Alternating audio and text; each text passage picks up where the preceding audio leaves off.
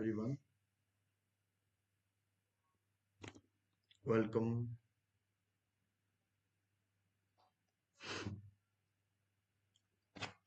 Welcome to the channel. सो अभी तक हमने समझ लिया था कि गवर्नेंस बेसिकली एक मैनर है जिसके तहत पावर और अथॉरिटी को एक्सरसाइज किया जाता है, रूल ऑफ लॉ को अपहोल्ड किया जाता है, राइट्स को प्रोटेक्ट किया जाता है और वेलफेयर स्टेट को एस्टेब्लिश किया जाता है। इसके बाद हमने समझा था कि इंडिया का गुड गवर्नेंस का नोशन क्या है।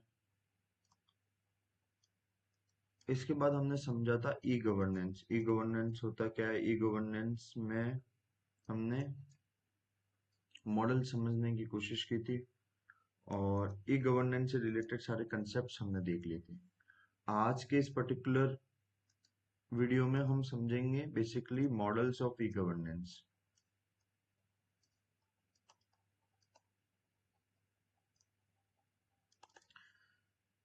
पहले तो ये मेंस के एग्जाम के लिए बहुत ज्यादा इम्पोर्टेंट है। क्यों? पिछले साल 2025 में इंटरेक्टिव सर्विस मॉडल पर एक क्वेश्चन आ चुका है। तो इसके 5 मॉडल्स हैं और इसको जिन्होंने दिया था उनका नाम है डॉक्टर एरी हलाकमी। तो इन्होंने इस मॉडल्स के ऊपर डिस्कशन किया था। हम एक एक मॉडल को सिंपल लैंग्वेज में उसके कंसेप्ट को समझ लेते हैं और उसका जो एनालिसिस है उससे रिलेटेड उसे क्लियर कर लेते हैं। So let's start with the first model of e governance.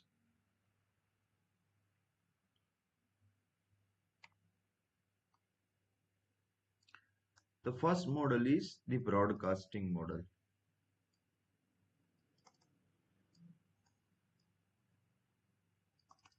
Broadcasting model में क्या हो रहा है? बेसिकली जब गवर्नमेंट आईसीटी नेटवर्क्स का यूज करती है, इंफॉर्मेशन कम्युनिकेशन नेटवर्क्स, उसके तहत वो डिसेमिनेशन करती है पहली बार अपनी इंफॉर्मेशन का, यानी अपनी सर्विसेज से रिलेटेड कोई भी इंफॉर्मेशन का जब first time government ICT networks पे या डिजिटल नेटवर्क्स के थ्रू सिटीजन को इंफॉर्मेशन प्रोवाइड करती है, तो वो आता है ब्रॉडकास्टिंग मॉडल में। इवन द नेम से भी आप समझ सकते हो ब्रॉडकास्टिंग। इसका ऑब्जेक्टिव यानी इसकी जो स्ट्रेंथ है, यानी ये इसकी जो इंटेंट है, या ये क्या बिलीव करता है? ये बिलीव करता है कि अगर सिटीजन को इंफॉर्मेशन वाइज अगर हम एम्पावर्ड कर दे, इंफॉर्मेशनल वाइज क्या कर दे, एम्पावर्ड कर दे, तो वो बेटर पार्टिसिपेट कर पाएगा या बेटर समझ पाएगा क्या, अपनी राइट्स और रिस्पॉन्सिबिलिटीज को।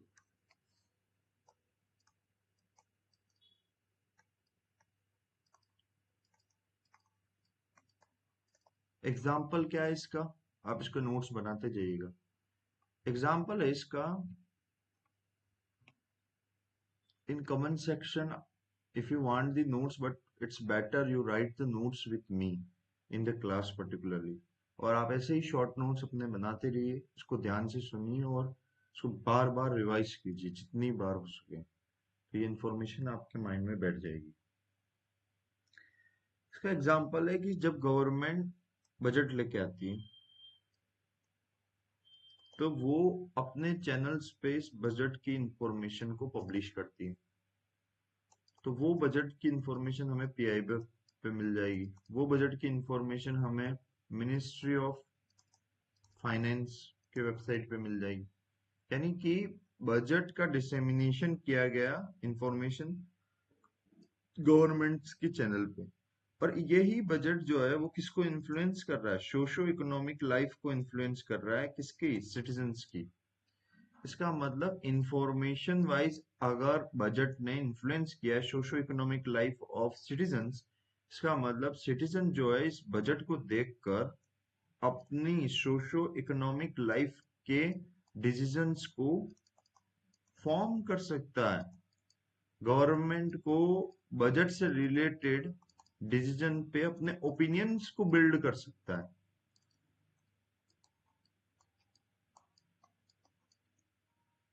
Are you getting this point? इसका एनालिसिस हम बाद में करेंगे, but first you have to remember this basic about this model. The second model, it's very important model and India's context इस मॉडल का काफी यूज होता है. इस मॉडल का नाम है critical flow model. Critical flow model में क्या होता है?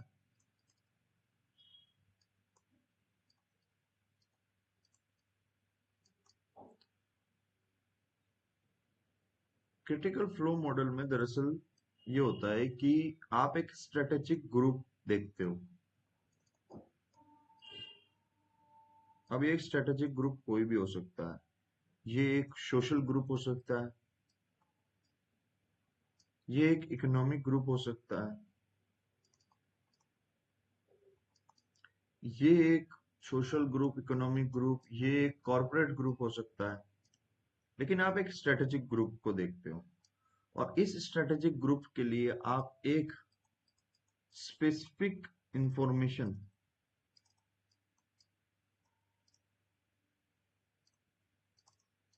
आईसीटी के चैनल्स के थ्रू आप क्या करते हो, शेयर करते हो.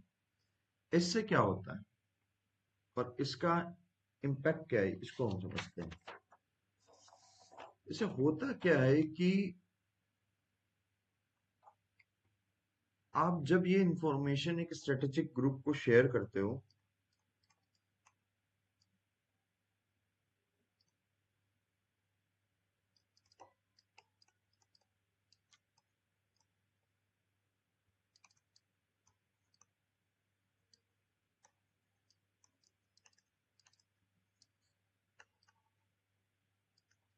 see, if you share the information to the strategic group of critical value, you enhances their decision making.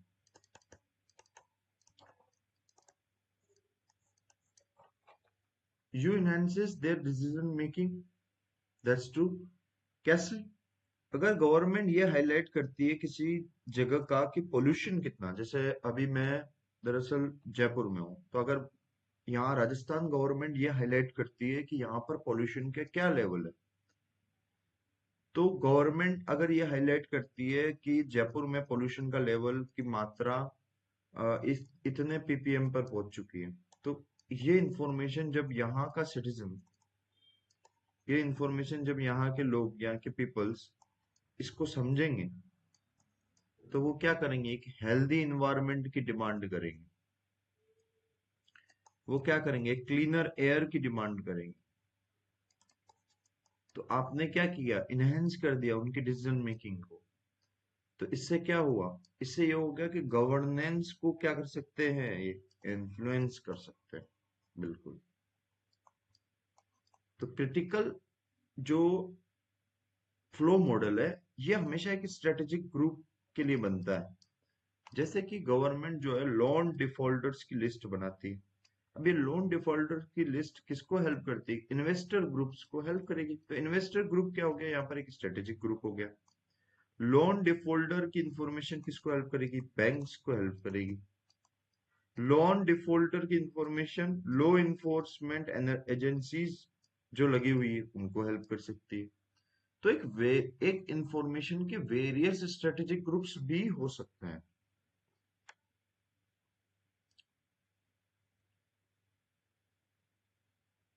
The third model, which is comparative analysis model.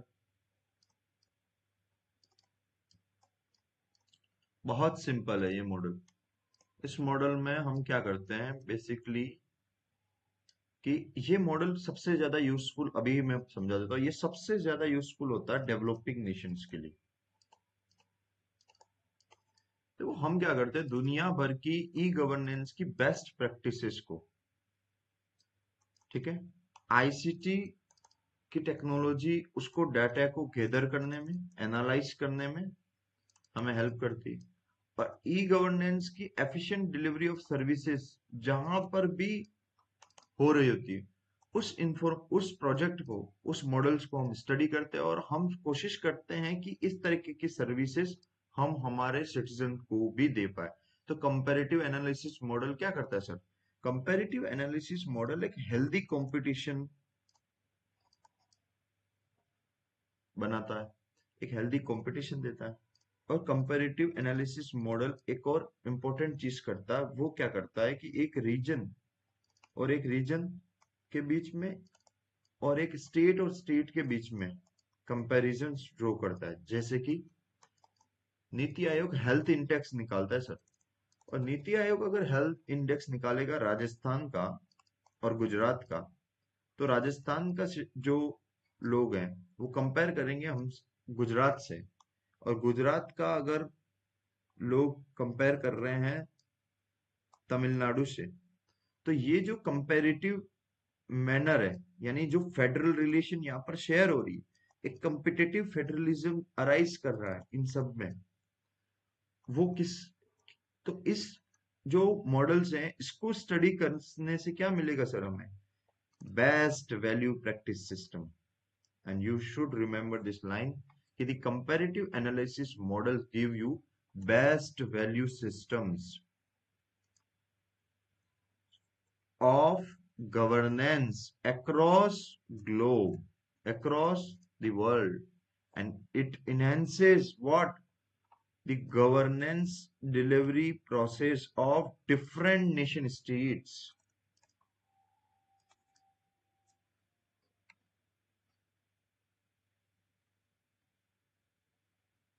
The fourth model वैसे ई advocacy model है, और ई advocacy जो model है ये दरअसल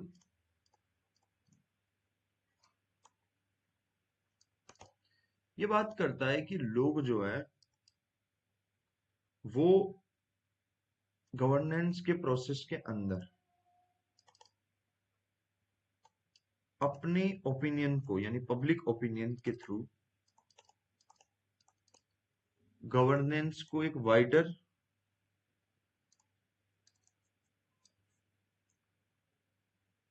participation दे सकते हैं। तो इसका काम सिर्फ इंफॉर्मेशन को अवेलेबल करना नहीं, पार्टिसिपेट करना उस इंफॉर्मेशन, उस डिबेट्स के अंदर, और गवर्नेंस को शेप करना एज पर the requirements and needs of the people. तो इसमें क्या होता है कि एक डिजिटल नेटवर्क, आईसीटी नेटवर्क से पीपल्स मोबिलाइज होते हैं, इन्फ्लुएंस करते गवर्नमेंट की डिसीजन मेकिंग को। जैसे कि अगर मैं एक एग्जांपल लूं, ऑनलाइन पिटिशन है टू चेंज द लॉ, या फिर एक एग्जांपल हम बताएं सेव सोइल का, जो एग्जांपल है सेव सोइल, ठीक है। तो ये सब ई एडवोकेसी मॉडल्स में होते हैं। इसमें क्या हो रहा है, मोबिलाइज हो रही है public through digital means, through ICT, and by mobilizing through digital means, digital ICT technology, it is influencing what? Governance for betterment of governance। अगला जो कि मेंस में पूछा हुआ मॉडल है उसका नाम है इंटरेक्टिव सर्विस मॉडल। तो इंटरेक्टिव सर्विस मॉडल में हम क्या कर रहे हैं सर? इंटरेक्टिव सर्विस मॉडल में बेसिकली बहुत जो कंसेप्चुअल चीज है इसमें है कि डायरेक्ट पार्टिसिपेशन हो रहा है। डायरेक्ट पार्टिसिपेशन है उसको इंकरेज किया जाता है, यानी सिटीजन जो है वो डायरेक्टली पार्टिसिपेट करता है, और डायरेक्टली पार्टिसिपेट करता है तो वो प्रोवाइड करता है greater objectivity and transparency in the decision making. So it's a two-way interaction, two-way communication between government and the citizens। और इसका एग्जाम्पल क्या सर? इसका एग्जाम्पल है sir digi locker. Digi locker तो आप सभी ने यूज किया ही होगा, जिसमें हम हमारी इंपॉर्टेंट डॉक्यूमेंट्स को हम स्टोर कर सकते हैं, शेयर कर सकते हैं। एक और है सीपी ग्राम्स। इसमें क्या है, आप अपने ग्रीवेंसेस को ऑनलाइन, एक पोर्टल है ऑनलाइन, तो आप उसको फाइल कर सकते हो और उस ग्रीवेंसेस को आप ट्रैक कर सकते हो उसके रिजोल्यूशन स्टेटस को. Thank you so much. In the next class, we will understand about the digital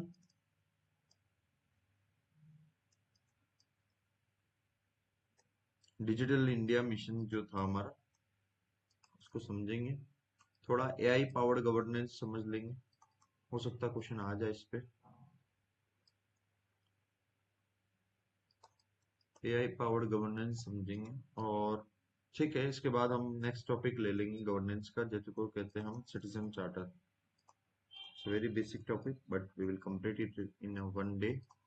next हम इसमें जो लेंगे सिटीजन चार्टर के बाद हम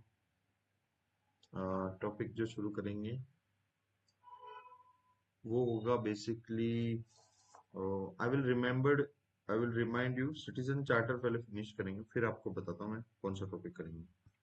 सो थैंक यू.